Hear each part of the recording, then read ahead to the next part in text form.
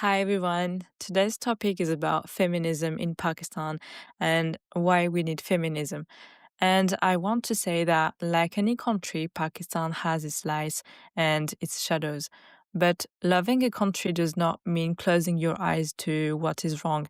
Loving a country means having the courage to speak about its problems, to solve them, and that it can evolve because every year Pakistani media report cases of feminicide, honor killings, forced marriages, domestic violence, and women deprived of education or the freedom to choose.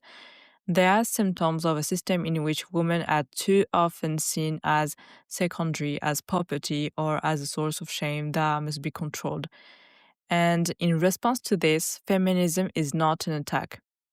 Feminism is an answer, a movement that does not demand privileges but fundamental rights, rights that women already possessed, but that patriarchy, colonialism, and misogynistic traditions have trampled over time. First of all, women would never have needed feminism if their rights had been naturally respected.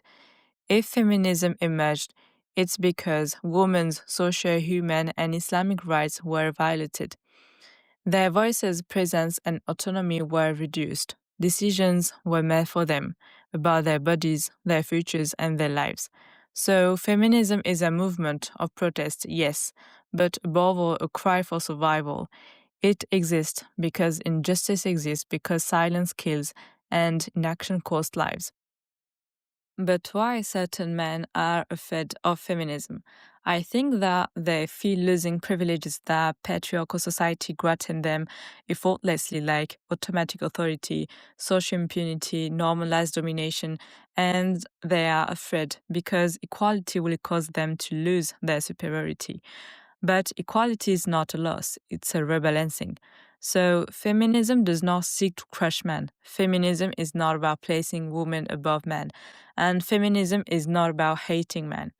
It seeks to dismantle an unjust system that places one gender above the other. And contrary to what some claim, feminism and Islam can be compatible.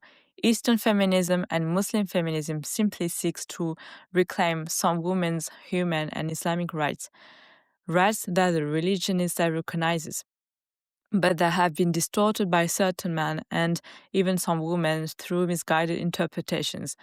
Islam elevated women by granting them rights to inheritance, consent, dignity, and knowledge. Yet these rights have been minimized and sometimes erased under the pretext of religion, when in reality they stem from misogynistic traditions.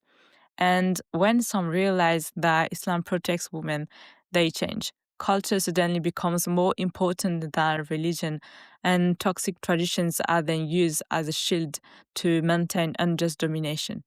This is why movements like the Audit March exist.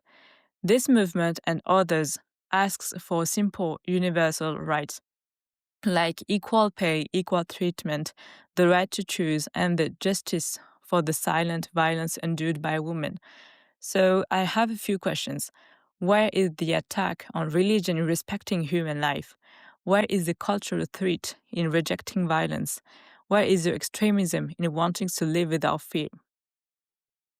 To conclude my thoughts, feminism in Pakistan was born from pain, injustice, and the courage of those who refuse to disappear. It does not seek to destroy society, but to repair it. It does not fight faith, but the abuses committed in its name.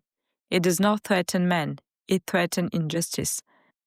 Speaking about these issues is not an act of betrayal, it's an act of love toward a country that deserves better, a society where every life matters, where dignity has no gender, and where silence is no longer an option.